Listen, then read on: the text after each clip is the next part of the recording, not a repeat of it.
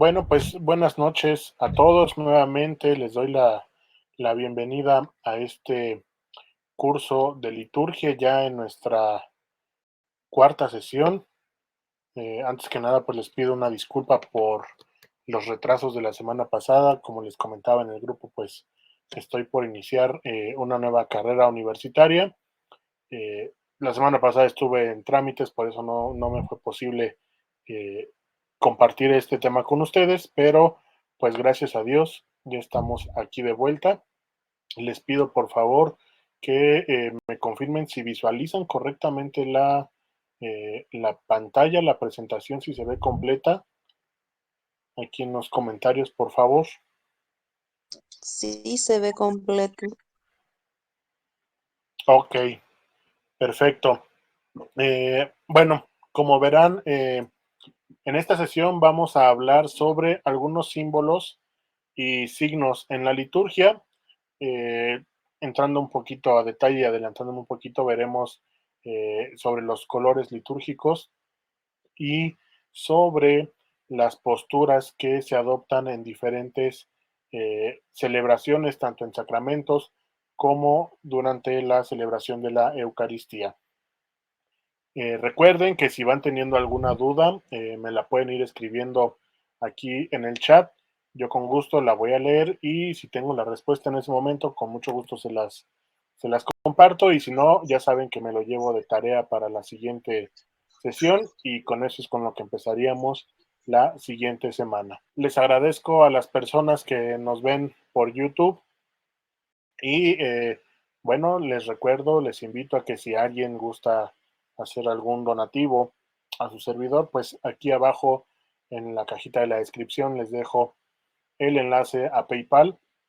Y bueno, sin más preámbulos, nuevamente les doy la bienvenida a todos ustedes y pues pasamos directamente a nuestro tema del día de hoy.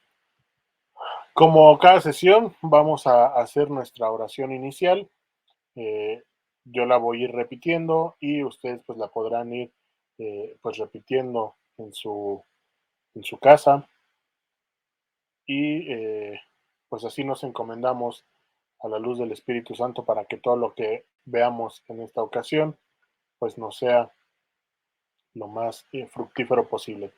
En el nombre del Padre, del Hijo y del Espíritu Santo. Amén. Padre bueno que estás en la vida, en nuestra vida y en la vida del mundo entero. Concede a quienes estamos aquí reunidos un aumento de fe, esperanza y de caridad, reunidos ante ti en este espacio compartido. Te agradecemos de todo corazón y con el entusiasmo interno los dones que nos brindas.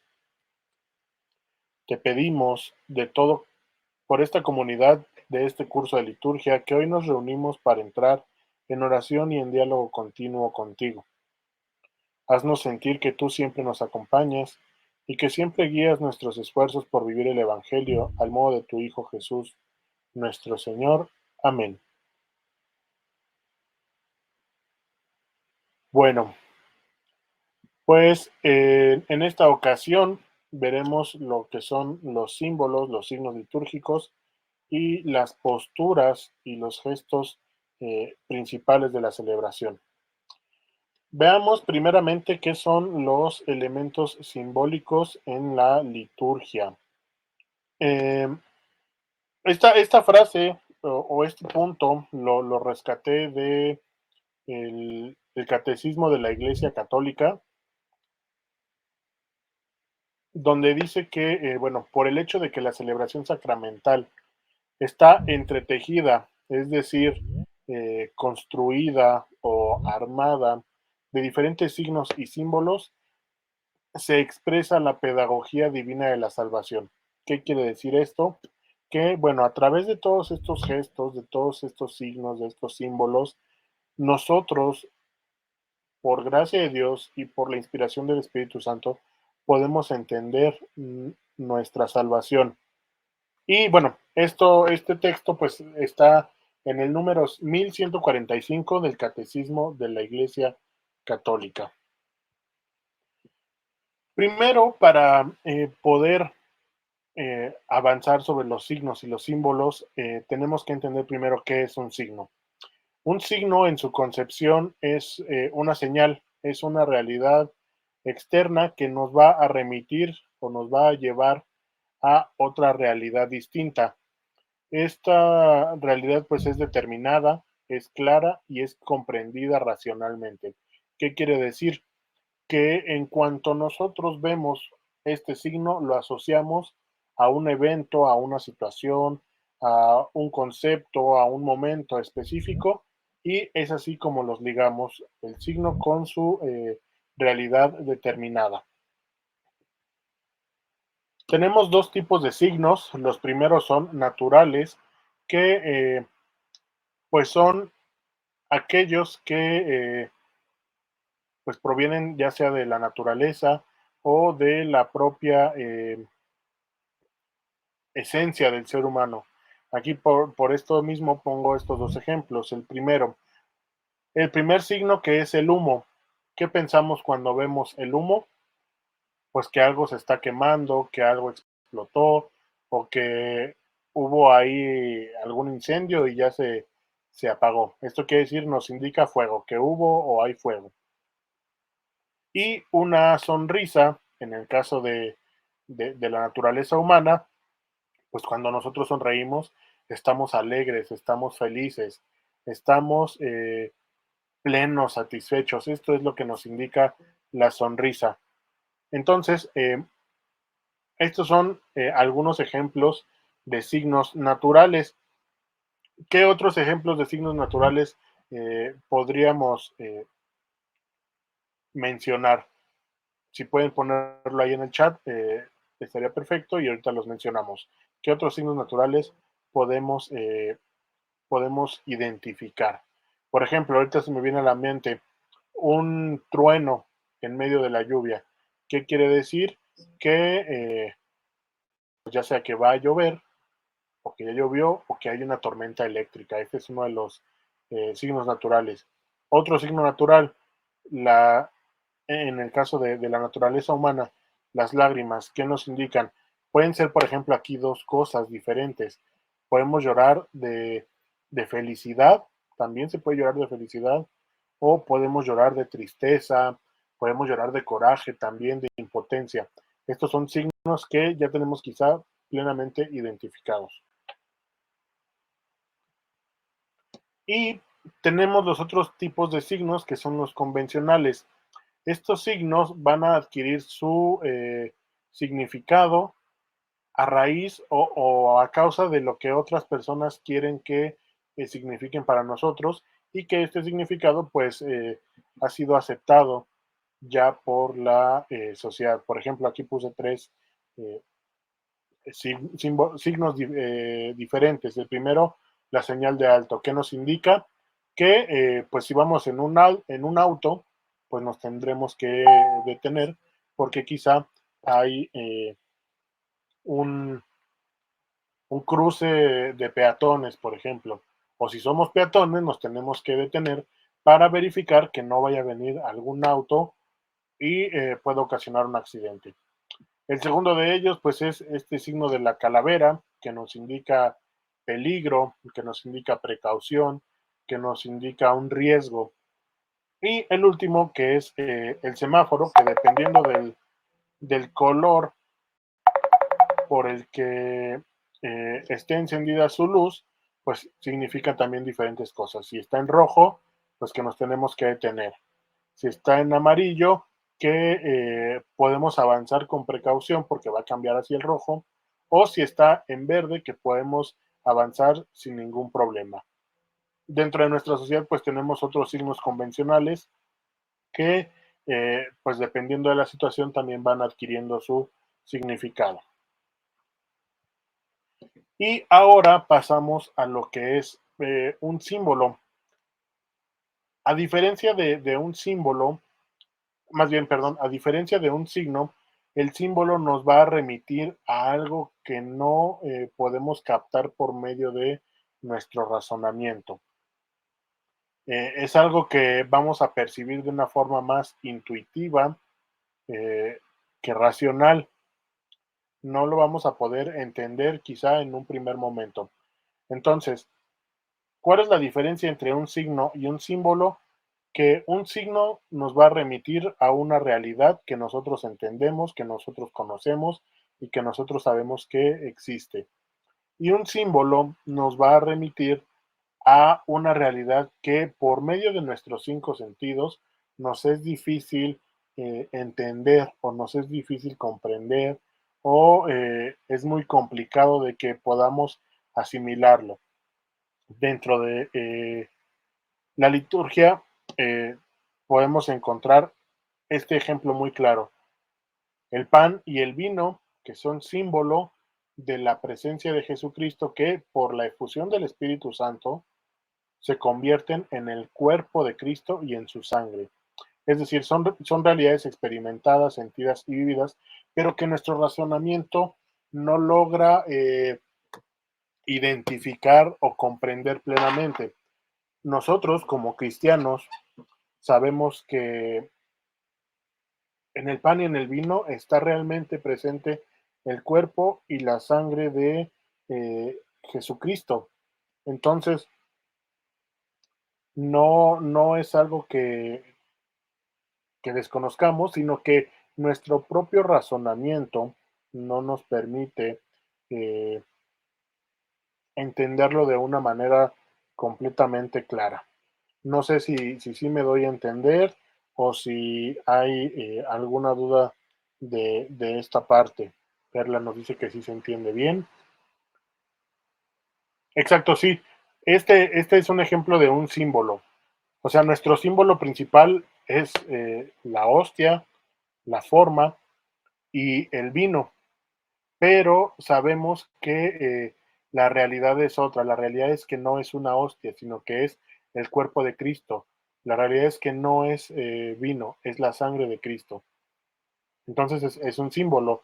Por eso al principio decía que la liturgia se vale de signos y símbolos para que nosotros podamos entender de una manera más clara lo que se conoce como la pedagogía divina de la salvación. Es decir, que nosotros podamos ir entendiendo este misterio a través de los símbolos, de los signos, de los gestos, de las posturas, para que podamos eh, entender este misterio de la salvación en nosotros.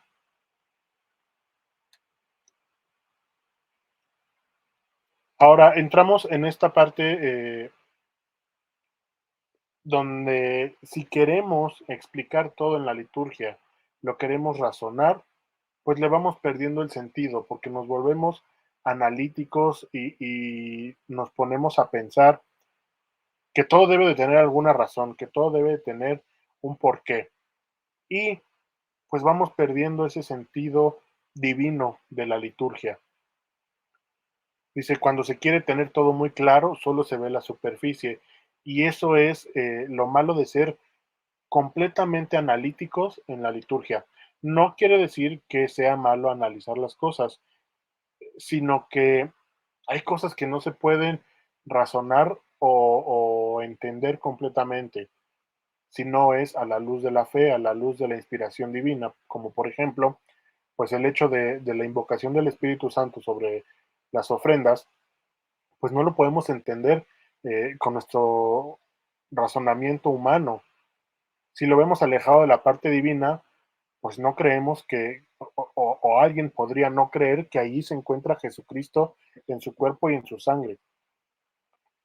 Pero nosotros, por esa fe que tenemos, podemos ver que en ese símbolo del pan está el cuerpo de Cristo y en ese símbolo del vino está su sangre. Entonces, no es necesario tratar de comprender todo, porque al final es un misterio. Por eso se dice en el lenguaje cristiano misterio. No quiere decir que sea algo oculto o algo malo o temeroso, sino que es algo que por nuestro razonamiento humano, por nuestra limitada capacidad de pensamiento, no lo podemos comprender y no lo podemos eh, asociar a una realidad terrena en específico. Ahora existen algunos elementos que empleamos en la liturgia. Váyanle pensando cuáles se les van ocurriendo, a ver si están en esta lista, y si no están en esta lista, lo ponen aquí en los comentarios y vamos viendo si sí es un elemento natural de la liturgia o no. El primero de ellos, y el que se ocupa de manera muy constante, es la luz. La luz que nos va a expresar esa realidad que sucede cuando las cosas pasan de la oscuridad a la luz. Y también nos va a simbolizar a Cristo mismo. Recordemos sus palabras en el Evangelio de San Juan, capítulo 8, versículo 12. Yo soy la luz del mundo. ¿En qué momentos de la liturgia tenemos la luz presente? Pues uno de ellos, el más importante, pues es el cirio pascual. El cirio pascual que tenemos encendido durante toda la Pascua y que también se enciende en la primera Pascua de nosotros como cristianos, que es cuando pasamos por el bautismo a renacer para ser hijos de Dios, y en nuestra última Pascua, cuando eh, nos encontramos en ese paso a la vida eterna y encienden el cirio pascual junto a los cuerpos de nuestros seres queridos que han sido llamados a la presencia del Señor. Entonces, ese es el significado de la luz. Dentro de la liturgia hay algunos otros momentos donde la luz se expresa también. Por ejemplo, pues a los papás en el bautismo se les encomienda la luz que va a representar la presencia de Cristo en la vida del nuevo bautizado. Eh, en, en, en, algunas tradiciones, en algunas iglesias, pues también se enciende la luz en el momento de la primera comunión, en el momento de la confirmación, en algunos lugares hasta en el mismo momento del matrimonio, donde pues tiene el mismo significado, que la luz de Cristo esté presente en nuestra vida, en el caso del matrimonio, pues en su familia, en el seno familiar. Esa es la presencia de la luz en la liturgia. Asociado a la luz tenemos también el fuego, que va a hablar del sacrificio, de lo que se quema y lo que se consume y del calor que purifica. En la liturgia, pues el fuego está principalmente también en la vigilia pascual, donde de ese fuego encendemos el cirio pascual, que representa la luz, como les decía, de Cristo resucitado para nuestra vida. Otro de ellos, y que es muy, muy característico en la liturgia, es el agua. El agua va a simbolizar la fecundidad, la limpieza, la purificación y el renacer. El momento principal de la liturgia o de nosotros como cristianos, pues es en donde aparece el agua, pues es en nuestro bautismo, porque pues ahí somos eh, sumergidos, por así decirlo, en la vida nueva en Jesucristo. Entonces, eso es lo que significa la purificación, el renacimiento a una vida nueva. También, pues, las aspergemos en algunas ocasiones en que solicitamos alguna bendición en, un, en nuestros hogares, en nuestros negocios, para alguna imagen, para algún rosario, pues significa también la presencia de Dios entre nosotros. El otro elemento natural es el incienso, que pues por lo regular se utiliza en ocasiones eh, muy solemnes, por lo regular en nuestras comunidades, en nuestras parroquias, pues lo utilizamos en las principales celebraciones del domingo o en las principales fiestas y solemnidades que, eh, que vivimos dentro de nuestras comunidades. ¿Cuál es la razón o cuál es el significado del incienso? Pues es ese signo de honor y de la oración que se eleva a Dios. Ya nos dice el Salmo, suba mi oración a tu presencia, suba mi oración a ti como incienso en tu presencia. Entonces, esa es la oración, eh, perdón, ese es el significado que tiene el incienso en las celebraciones. Es por eso que se inciensa, por ejemplo, al altar, la ofrenda, como signo de que eso que estamos ofreciendo que suba al Señor y le sea agradable. Otro de los signos, elementos naturales que empleamos en la liturgia y que también es muy conocido, pues es la ceniza. Esta ceniza que es signo de la caducidad de las cosas. Ya lo dice el libro del Génesis, perdón. Polvo eres y en polvo te has de convertir. Nos indica la fragilidad del ser humano, la caducidad, que algún día vamos a perecer y que vamos a terminar hecho nada. Los ramos, propiamente el Domingo de Ramos, que nos van a expresar la alegría y el triunfo, además de la vida.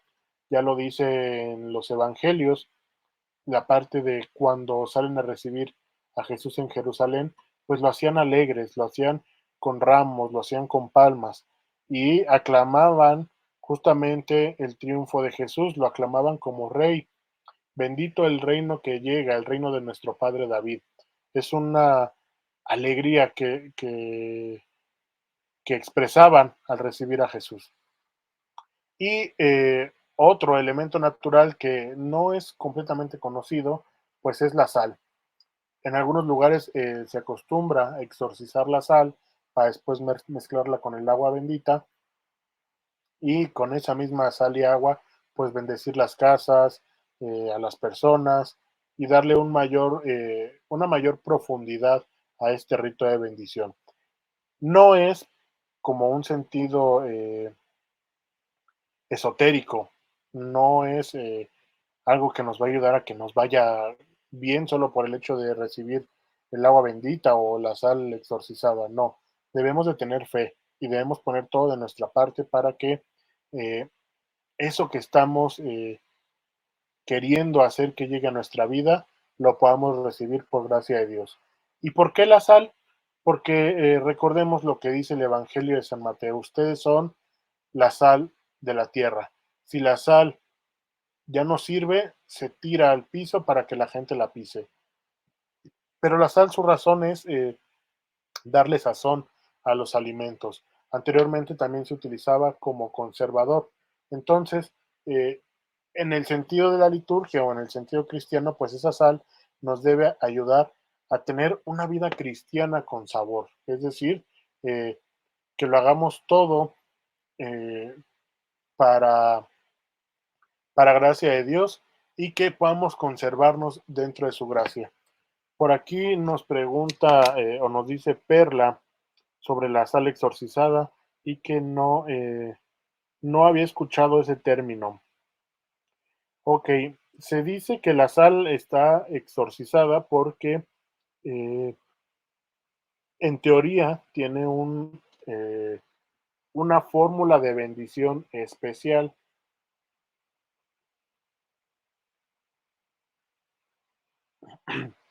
prevista en los libros litúrgicos donde se exorciza o se bendice, por así decirlo, específicamente para que se pueda mezclar con el agua bendita, como les decía hace unos minutos.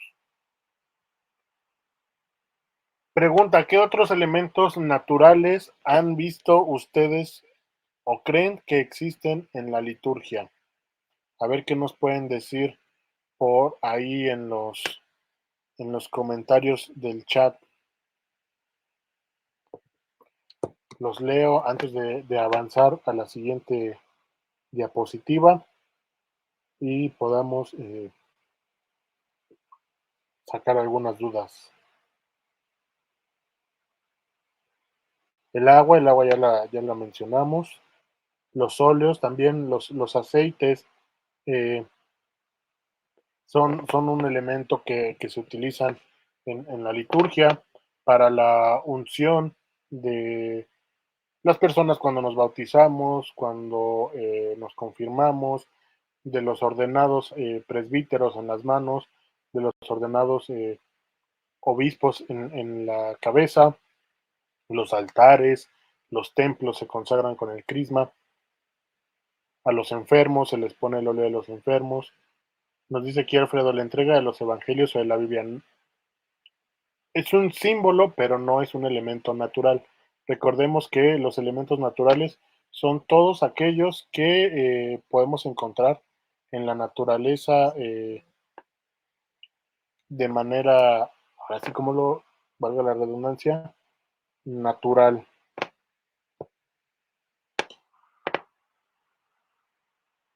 Y si he visto al momento de consagrar el santo crisma, el obispo sopla 3 veces sobre el ánfora.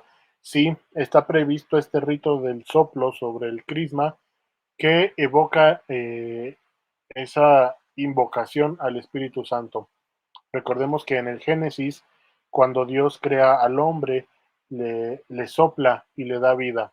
Dice que le da el espíritu de la vida. Entonces, es por eso que el soplar sobre algunos eh, momentos en la liturgia, como por ejemplo la consagración del crisma, pues es invocar al Espíritu Santo para que consagre justamente ese aceite.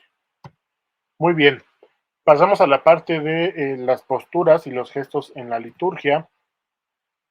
Y bueno, primero veamos esta definición sobre los gestos, que son propiamente un vehículo de comunicación. Los gestos y los movimientos son un vehículo de comunicación. ¿Qué quiere decir? Pues con el movimiento de nuestro cuerpo, nuestras posturas, nuestros gestos, pues damos a entender muchas cosas. Nos pasa que, por ejemplo, pues estamos cansados y bostezamos, o queremos estirar los brazos porque ya nos sentimos un poco apesadumbrados. Y bueno, entonces estamos comunicando que, por ejemplo, si bostezamos, pues que estamos cansados, que estamos aburridos. Si estiramos los brazos, que nos sentimos pesados. Si sonreímos, comunicamos que estamos felices. Va un poquito ligado a la parte de los signos. Y propiamente, pues se van a convertir en un lenguaje simbólico. Y hablando de propiamente las posturas en la liturgia, pues nos van a ayudar a fomentar el sentido de comunidad y de unidad de todos los participantes. ¿Qué quiere decir esto?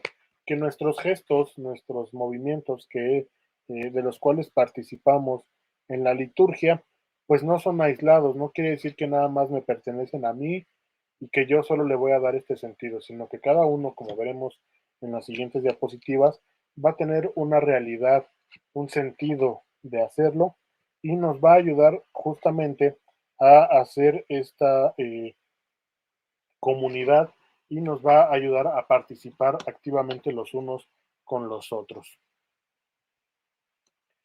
El primero de ellos, pues, es el estar de pie, el estar levantados o el estar parados, que nos va a expresar la dignidad que tiene el hombre, la dignidad que tiene el ser humano. ¿Por qué nos referimos a esta parte de la dignidad? Primero, porque es la postura de Jesús resucitado.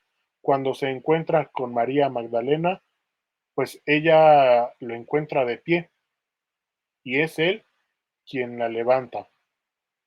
Y esta postura de Jesús resucitado levantado, pues es una contraposición a quien está esclavizado y a quien está caído y derrotado por el mal. ¿En qué momentos de la Eucaristía nos ponemos de pie?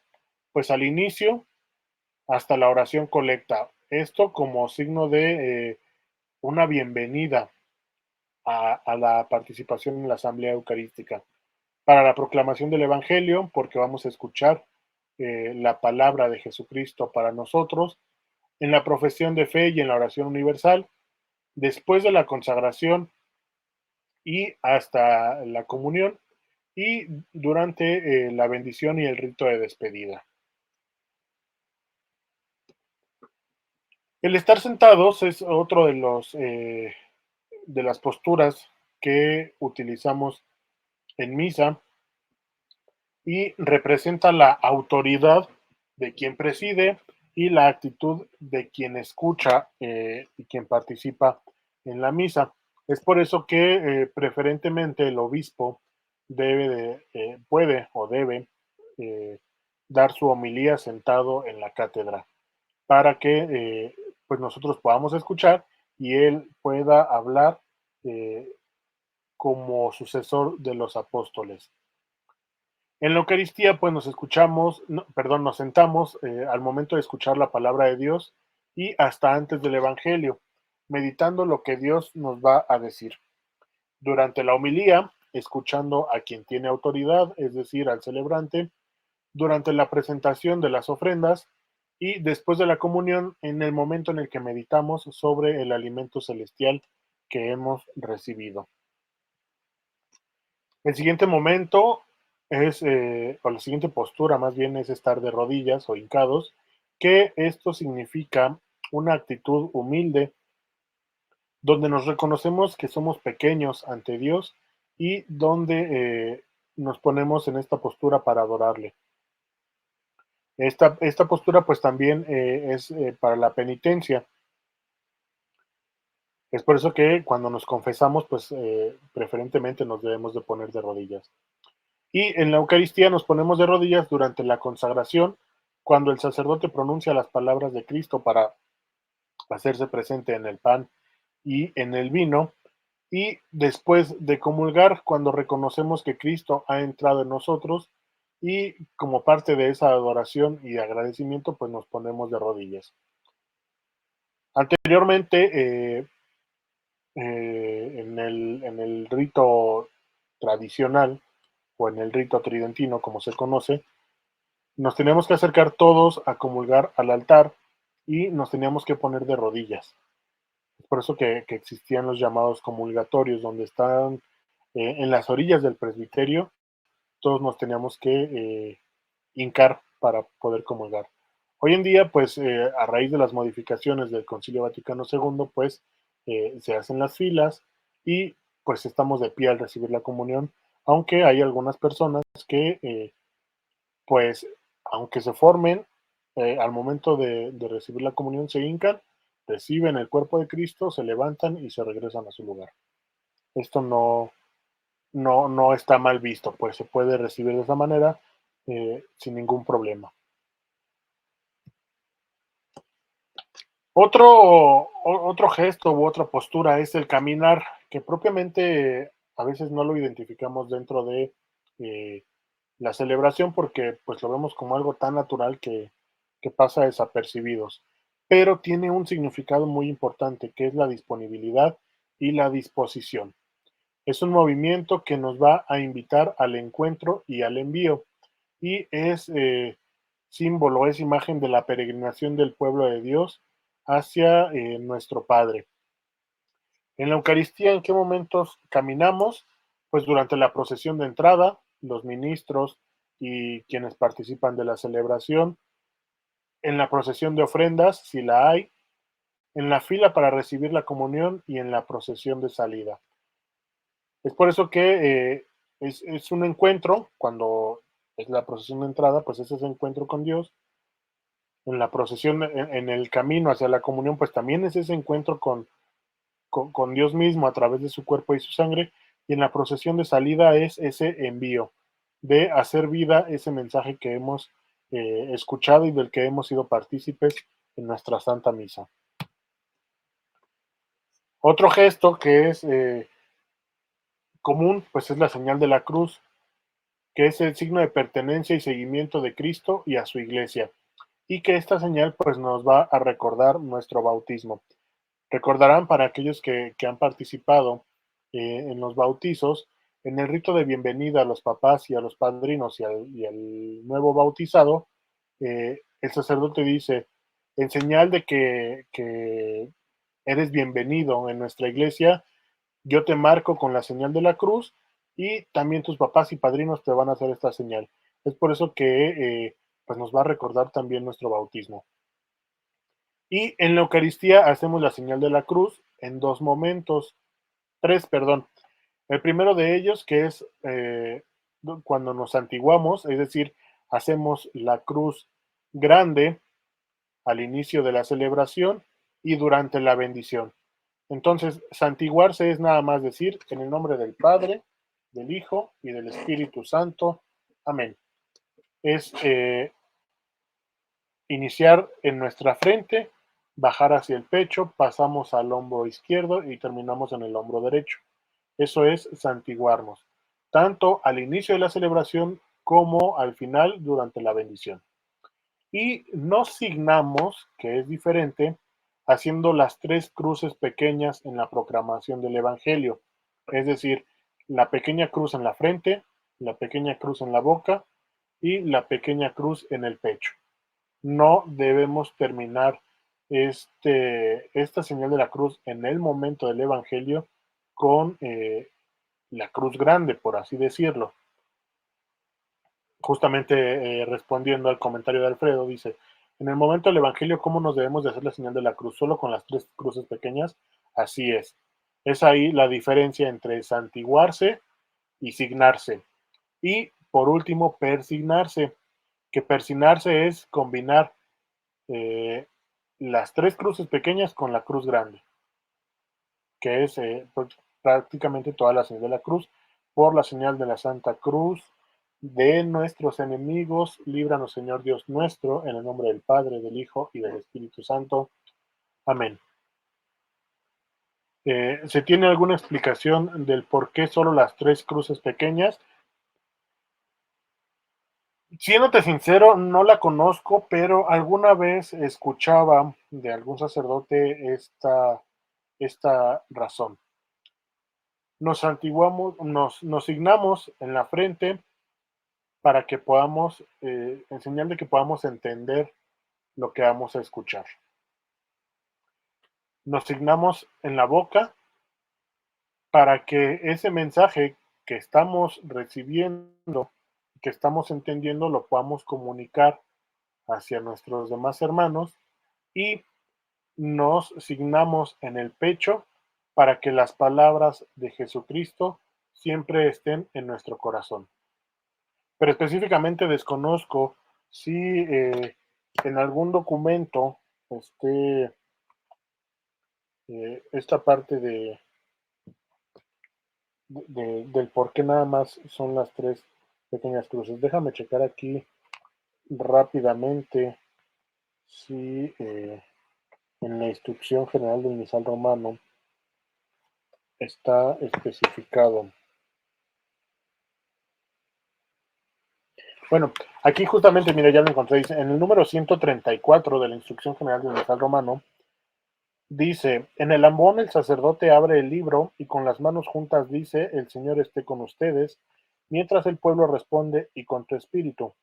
Y después, lectura o proclamación del Santo Evangelio, trazando la cruz sobre el libro con el pulgar, y luego sobre su propia frente, boca y pecho, lo cual también hacen todos los demás. Sí especifica que tienen que ser las tres cruces, pero nos dice, no nos dice por qué o cuál es la razón de que sean las tres. Pero pues lo podemos ligar a esta parte que ya les comentaba.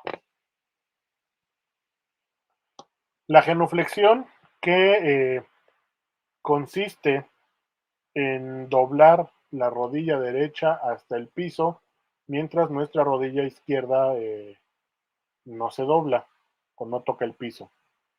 Este símbolo es signo de respeto y de adoración al Señor. Es también signo de humildad ante la presencia del Señor en el sagrario. Es por eso que en las iglesias, cuando pasamos por el sagrario, o si el sagrario está en el presbiterio y cruzamos de un lado a otro de la nave, tenemos que hacer la genuflexión, tenemos que doblar la rodilla derecha al piso. Durante la misa, ¿en qué momento se hace la genuflexión? En la procesión de entrada, solo si el sagrario se encuentra en el presbiterio. Si no se encuentra en el presbiterio, no es necesario hacer la genuflexión. Es decir, si se encuentra, perdón, es decir, si el Santísimo se encuentra en una capilla adyacente, no se hace genuflexión. Y el sacerdote hace la genuflexión después de la elevación del pan y después de la elevación del cáliz. También eh, hace esta genuflexión después de la inmixtión, que es cuando deposita la partícula de la hostia consagrada en el cáliz, antes de decir, este es el Cordero de Dios que quita el pecado del mundo, dichosos ustedes los invitados a la cena del Señor. Y en el Viernes Santo, este es un punto muy importante que es parte de las rúbricas, al no estar el Señor presente en el sagrario, porque se encuentra reservado en otro lugar, la genuflexión se le hace a la cruz, a la Santa Cruz, después de la adoración.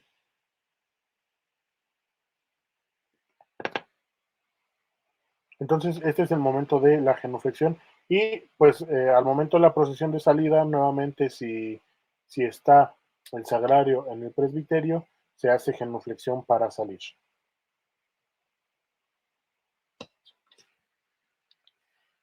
Otro signo que este no se ve muy a menudo, pues es la postración, que es un signo de humildad y adoración en su máxima expresión. Actualmente la postración solo está prevista en el rito de la ordenación para aquellos que van a ser ordenados, diáconos, presbíteros y obispos, que se postran rostro en tierra durante la letanía de los santos, que es para invocar la intercesión de todos los santos para el fecundo ministerio de aquellos que se van a ordenar. Y el Viernes Santo, el sacerdote se postra al llegar al presbiterio antes de iniciar la celebración litúrgica como un signo de luto, de que la iglesia está de luto por la muerte del Señor. En ese momento, si el sacerdote por su edad o por alguna otra razón no se puede postrar, se permite que se hinque, así como los demás fieles se hincan. No está permitido que ningún otro laico se postre durante algún momento en la liturgia, no está especificado. Otro gesto es la imposición de las manos, que es eh, expresión de perdón, de bendición, de transmisión de fuerza, de poder, sanación y consagración, que este es un signo propio de los ministros ordenados. ¿Qué quiere decir? Que ningún laico puede imponer las manos eh, en ningún momento, inclusive aunque hay bendiciones que están permitidas que un laico pueda hacer, no se permite que impongan o estiren las manos sobre el objeto o la persona que se va a bendecir. Cada uno de los sacramentos va a tener momentos específicos de imposición de manos de acuerdo a la naturaleza de los mismos. Por ejemplo, en el bautismo, eh, ahora a raíz de la pandemia, pues por ejemplo, el signo del efetá, que es cuando se dice el Señor Jesús que hizo oír a los sordos y hablar a los mudos, pues antes de la pandemia se marcaba eh, los oídos y la boca de los recién bautizados. Ahora por la pandemia pues se imponía las manos eh, con cierta distancia. En la confirmación pues se le imponen las manos a los confirmandos, eh, en la penitencia se le impone la mano a aquel que va a recibir la absolución, durante la ordenación pues el obispo le impone las manos a los ordenados, etcétera. Entonces, de acuerdo a su naturaleza, va a tener ese significado. Y en la misa tenemos la imposición de manos en la consagración para invocar al Espíritu Santo. Se imponen las manos sobre el cuerpo, sobre el pan y el vino, para que por la invocación del Espíritu Santo se puedan convertir y sean para nosotros, como lo dice la plegaria eucarística, el cuerpo y la sangre de Jesucristo. Y también se imponen o se estiran las manos cuando se da una bendición solemne. Otro de los gestos es elevar las manos, que es una evocación de la súplica y la alabanza. Y vamos a la duda que tenía Perla hace un momento cuando empezábamos a hablar sobre los gestos que dice. En el momento de rezar el Padre Nuestro, el sacerdote abre las manos. La pregunta es cómo se tiene que poner las manos, cómo tiene que poner las manos la feligresía. Voy a ese punto. Dice, es un gesto propio del celebrante.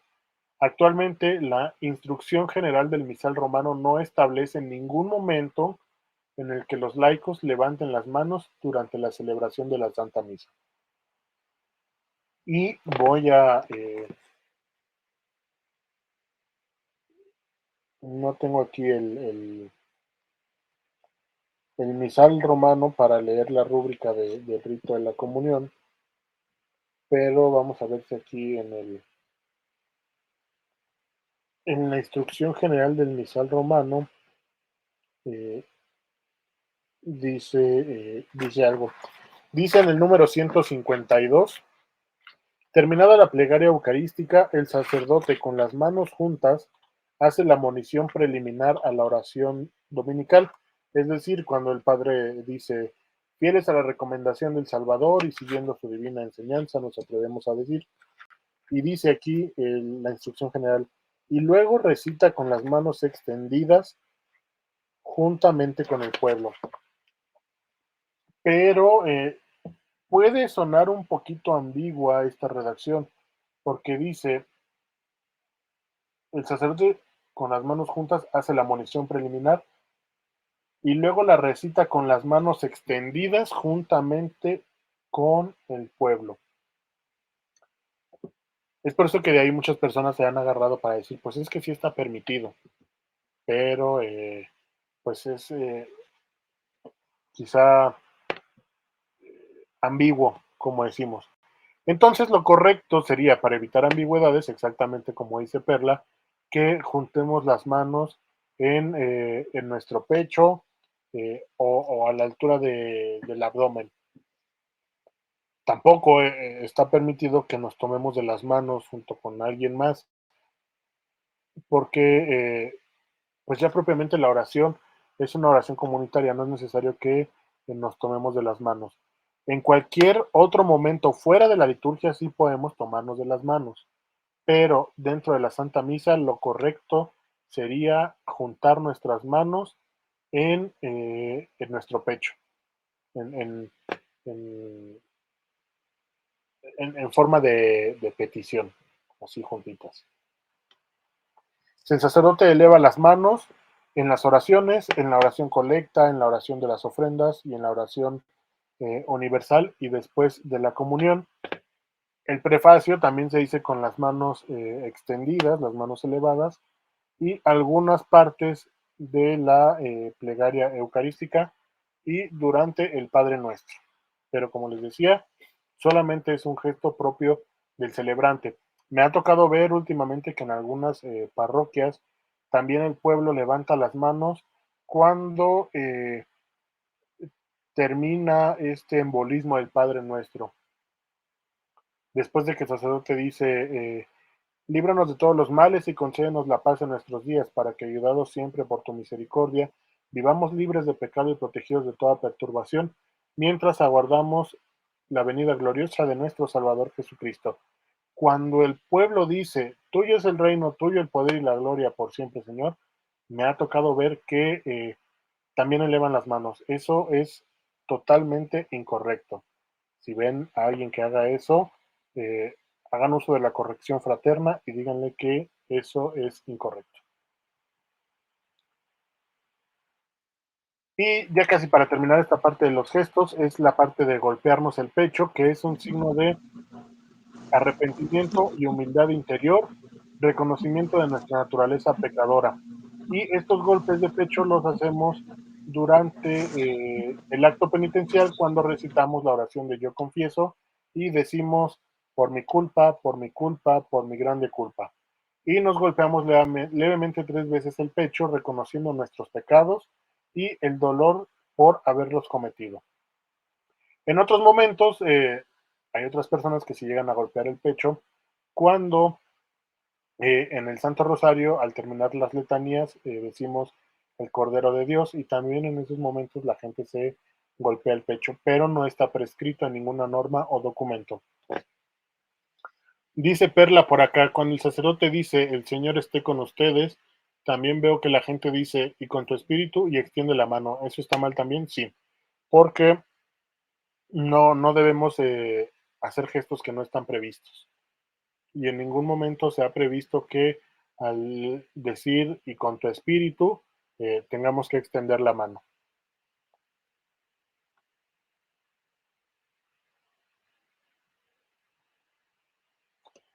Y por último, el beso o el abrazo o saludo de paz, que es una señal de afecto, de gratitud, de veneración y de reconciliación.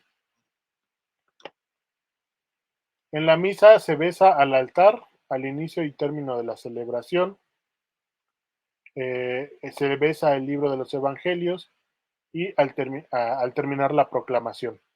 Y en otros momentos, en otras ocasiones específicas, el beso se da el Viernes Santo en la adoración de la Santa Cruz, el Jueves Santo en el lavatorio de los pies, ya sea el diácono o el sacerdote que esté lavando los pies a las personas, pues acostumbra a darles un beso en el pie. Y después de una ordenación presbiteral se acostumbra a besar las manos de los nuevos ordenados. Esto, este último punto, pues como una tradición, no está especificada tampoco en ningún libro litúrgico. Y también se le llama beso de la paz al abrazo o para expresar el rito de la paz. Nos dice aquí Lenia, ahí también se pone la mano en el sacerdote en el pecho. ¿En qué momento? Cuando, bueno, tengo entendido por lo que pusiste que cuando decimos, Señor, no soy digno de que entres en mi casa, si entendí bien, pues tampoco está previsto que pongamos la mano en el pecho. Estas son como, pues, tradiciones que han ido pasándose entre los mayores hacia las nuevas generaciones, pero pues tampoco está previsto. Y pues lo correcto sería no añadir eh, esos gestos que si bien no son dañinos, pues tampoco es lo correcto que estén presentes en la liturgia. No, no está previsto que se ponga la mano en ese momento en el pecho. ¿Conocen algún otro gesto o postura en la liturgia? Si es así, me gustaría leerlos aquí en el chat para saber si es correcto o no y pues que nos vayamos sacando de las dudas entre todos nosotros. ¿Te podría hacer una pregunta? Adelante. Eh, Mira, quisiera hacerte una pregunta. Eh, ¿Cuándo es un signo y cuándo es un símbolo? Sí, ¿qué diferencia hay entre ambas? Eh, pues propiamente el símbolo, como lo decía al principio, el símbolo es algo que nos va a remitir a una realidad que nuestro propio razonamiento, nuestra propia conciencia, no nos permite entenderla de manera completa. Es por eso que les ponía como ejemplo del símbolo el pan y el vino, porque nosotros vemos con nuestros sentidos, pues que es una hostia, una oblea, y que es vino, que es fruto de la uva, pero es un símbolo de la presencia de Jesucristo. Es decir, nuestros sentidos nos dicen que es pan y vino, pero nuestra fe nos dice que es el cuerpo y la sangre de Cristo. Y los signos es algo que sí podemos entender y comprender a través de nuestros sentidos. No sé si sí quedó un poquito claro. ¿Y me podrías dar un ejemplo eh, en una celebración, por ejemplo, litúrgica y en otra mundana, por así decirlo, como en un cumpleaños y en la liturgia? Porque no me queda muy claro. Ok, un símbolo en un cumpleaños, el apagar las velitas.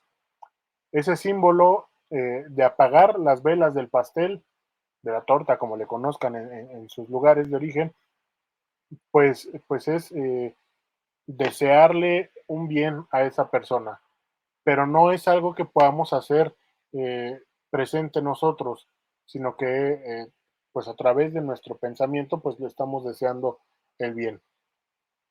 Y en la liturgia pues propiamente ese símbolo de la transubstanciación en el pan y el vino por el cuerpo y la sangre de Jesús.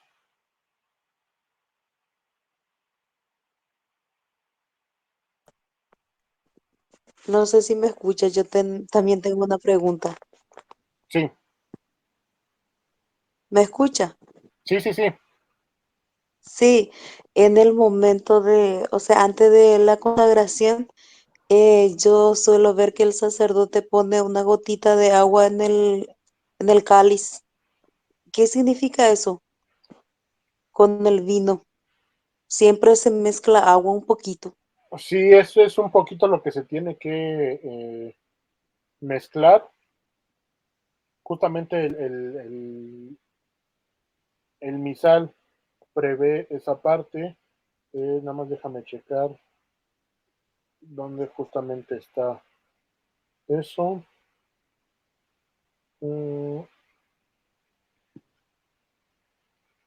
tiene un significado. Dame oportunidad de revisarlo y Ok, ok. ahorita al final lo comento. Lian, no sé si te Está quedó bien. claro. Eh, em, sí, sí me queda. ¿Existe algún lugar donde yo pueda encontrar cuáles son los símbolos y cuáles son los signos en la liturgia? Voy a buscar material y se los voy a compartir en la página del Drive, donde estoy subiendo todo el material adicional y las presentaciones. Y les aviso ahí ya cuando lo tenga listo. Ya, te lo agradezco. Te lo Y agradezco, porque tengo esa confusión, porque entre que el signo, que el símbolo y el gesto, de repente como que tú ahora decías el gesto tanto y es como que ese gesto se transforma en un signo, entonces es como, de repente es como que todo lo mismo y no es lo mismo, pero no sé la diferencia. sí, es un poquito complicada esta parte. Si es la primera vez que escuchamos de estos términos, sí es un poquito complejo entenderlos y sobre todo, como dices, pues separarlos entre signo, símbolo, gesto, postura y todo eso. Es por eso que al principio decía que la liturgia es un entretejido de todo esto que estamos viendo así. Sí, ¿puedo hacer la última preguntita? Adelante. Resulta que a mí me llama mucho la atención y tengo esa pregunta porque en la carta del Papa, la última carta que él hizo, la ay, Desiderio se me fue desiderable. eso, ahí habla del símbolo y habla de que una de las cosas que hay que hacer es volver a darle el sentido al símbolo porque se está perdiendo. Inclusive habla de que el hombre, el ser humano, digamos, ha perdido el, el, el significado. Entonces, por eso que te hago la pregunta, porque es como el Papa también nos está diciendo que volvamos al símbolo, que el hombre moderno de alguna manera ha perdido el significado de las cosas, entonces, por eso que estoy un poquitito con ganas de aprender, digamos. Sí, Gracias. justamente también por eso lo recalcaba al principio. Cuando tratamos de comprender toda esa parte, por así decirlo, oculta de la Eucaristía, de la liturgia, perdón, pues le vamos perdiendo ese significado divino, le vamos perdiendo ese sentido que nos ayuda a encontrarnos con Dios. Y justamente es ese punto que toca el Papa Francisco en la nueva carta y nos invita a eso, justamente a redescubrir ese significado para que volvamos a tener ese respeto, esa admiración a la liturgia y por eso nos impulsa a una mayor preparación.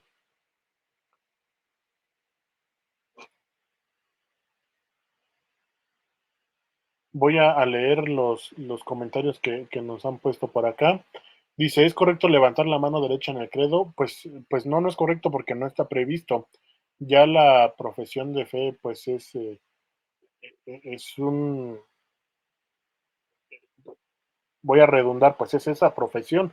Es algo que creemos firmemente y no necesitamos expresarlo con la mano levantada porque propiamente no es como un juramento, entonces no necesitamos eh, extender la mano ni levantarla.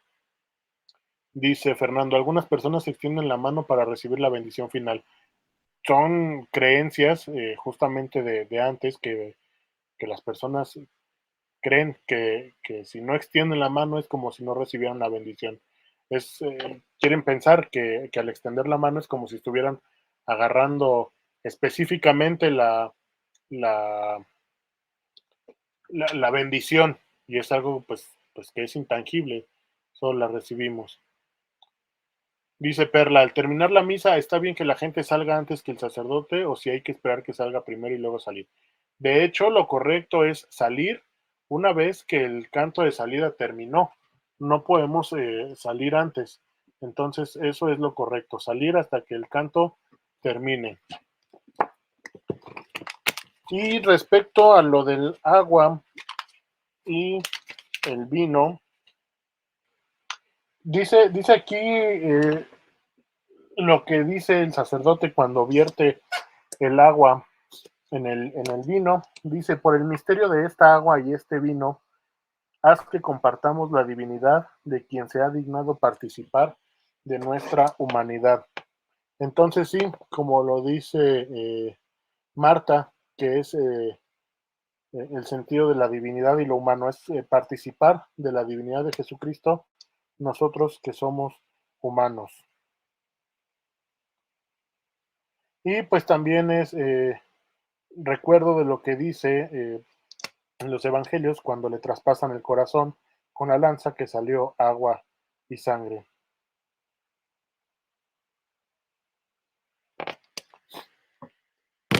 Nos dice, pregunta Lian, ¿cuál es la diferencia entre liturgia y paraliturgia? La liturgia es todo lo que está establecido ahora sí que en los libros litúrgicos, en los rituales, en los misales. Y la paraliturgia va a ser toda aquella celebración que puede seguir la estructura de cualquier rito litúrgico, pero que no está completamente establecida en ningún libro. Que o puede sí estar establecida, por ejemplo, la celebración de la palabra se puede considerar una paraliturgia. ¿Tiene algunas características específicos para que sea paralitúrgica?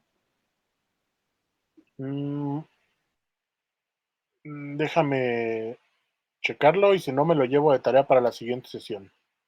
Nos dice Marta, también cuando fracciona la hostia y coloca un pedacito en el cáliz.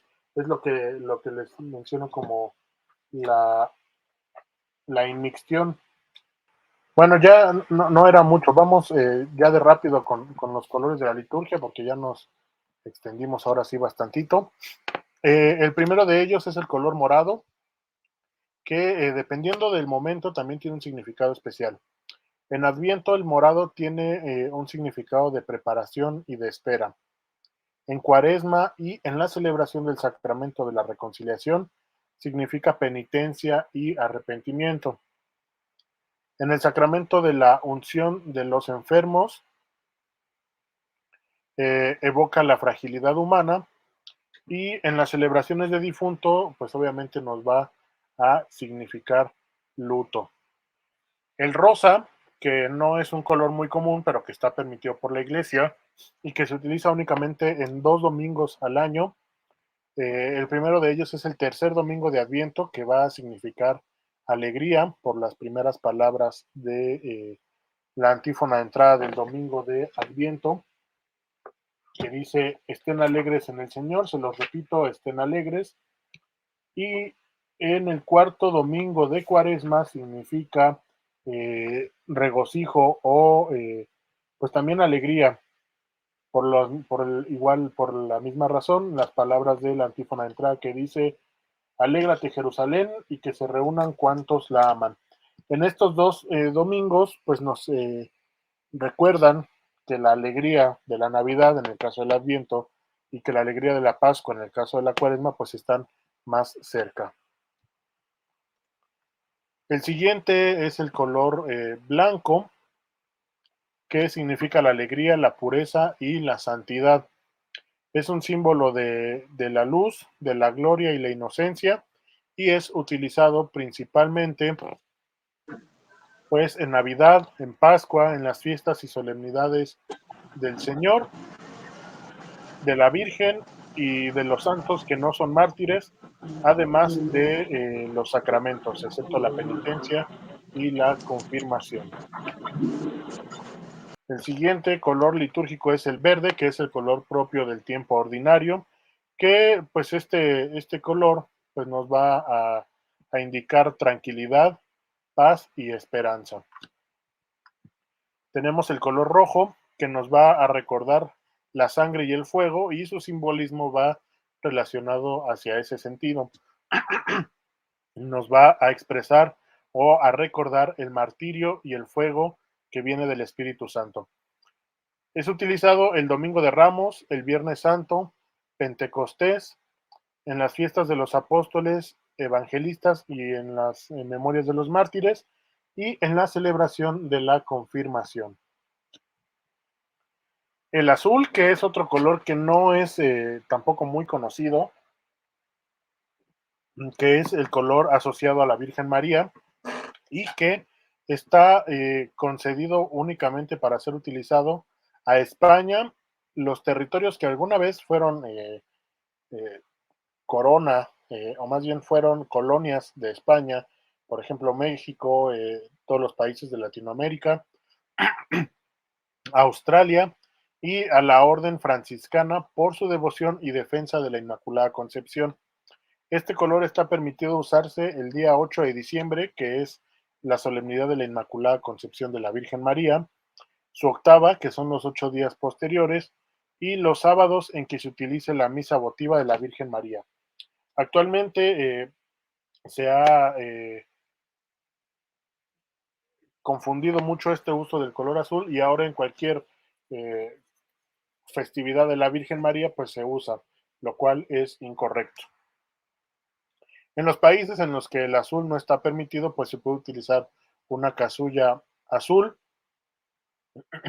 y, perdón, una casulla blanca con galón o estolón azul. Dice aquí Marta Alicia, pero el celeste y no total en la casulla. En México, en España y en estos lugares que mencionábamos, sí se puede utilizar casulla azul completa. En los demás países solamente blanco con toques azules.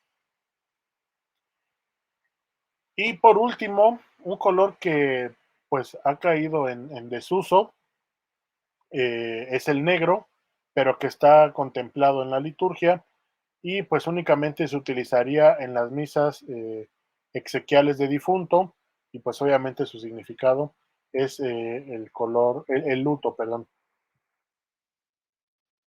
Y bueno, con esto estaríamos terminando esta sesión.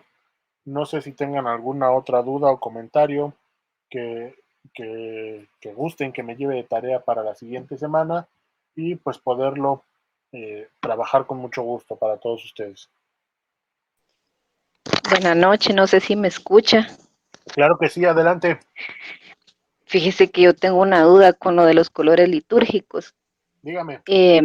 Yo leía en la Institución General del Misal Romano que cuando la mesa del altar siempre debe ser el mantel de color blanco y no del color litúrgico. Por ejemplo, que ponen cortinas, si estamos en ordinarios verde o en una celebración del Espíritu Santo rojo, pero hay parroquias donde acostumbran a poner siempre igual del color de las cortinas el mantel del altar.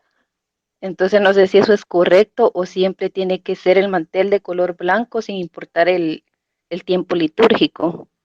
Justamente la instrucción menciona que debe haber un mantel blanco, pero no nos dice que puede haber más manteles.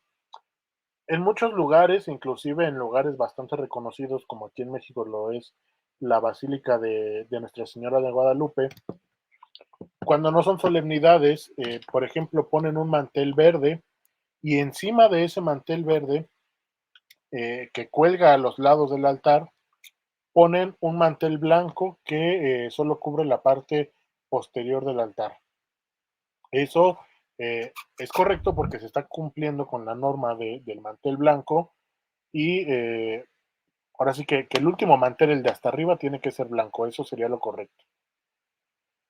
Ah, bueno, gracias. Sí, porque lo hacemos al revés. Arriba, abajo va el blanco y arriba el color litúrgico. No, el blanco tendría que ir hasta arriba porque digamos que es el que está en contacto directamente con el cuerpo de Cristo. Ah, bueno, gracias. ¿No de qué? Al respecto, ¿se puede poner colores litúrgicos por el ambón? Sí, para el lambón no hay una normativa específica sobre cómo debe ser revestido, eh, por lo que se acostumbra que va del mismo color litúrgico. Gracias. Sí, nos dice por acá Marta Alicia, ¿cómo se llama el momento cuando el sacerdote dice por Cristo, con él y en él? Ese momento que cierra la plegaria eucarística se conoce como doxología. Ahorita no tengo el significado de la palabra doxología debido a su etimología, pero ese es el nombre correcto de ese momento. Nos dice Alfredo, color dorado y plateado también se usa como color litúrgico. Sí, y justo ahí entraba en conflicto, por así decirlo, con, con algunas personas en un grupo de liturgia, porque si bien propiamente no está especificado en la instrucción general del misal romano, eh, nada más nos dice que eh, en solemnidades más importantes o en celebraciones con un mayor realce se pueden utilizar ornamentos más nobles. Entonces, pues es lo mismo que decíamos del Padre Nuestro. Al no estar específicamente claro, pues es ambiguo y nosotros lo interpretamos con que el dorado o el plateado pues son más nobles o más importantes y por eso los utilizamos en estas ocasiones, por ejemplo en la Navidad y en la Pascua, que son los dos momentos en que suelen aparecer casullas doradas y plateadas. ¿Algo más que tengan duda por ahí antes de despedirnos? De mi parte, muy agradecida. Está muy bien todo. Qué bueno.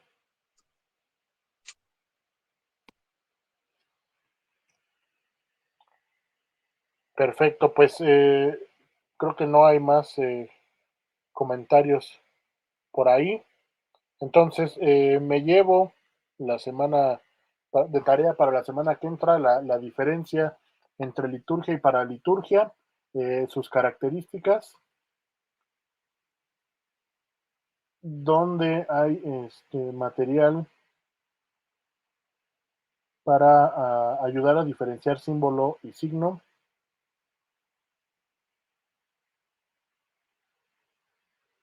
Y creo que sería todo lo que me llevo de tarea. No sé si por ahí algo más que se me olviden. Buenas noches. Buenas noches.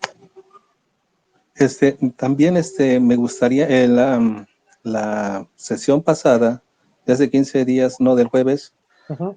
Terminaste con la concurrencia.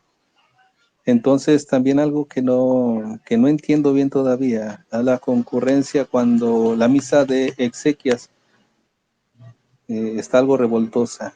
Y si pudieras definir un poco mejor cuando la concurrencia permite celebrar las misas de exequias con el rito especial de exequias y cuando está prohibido. Pues si no tenemos más comentarios, les agradezco a cada uno de ustedes su participación en en esta sesión. Me llevo ya un poquito de tarea para la siguiente semana.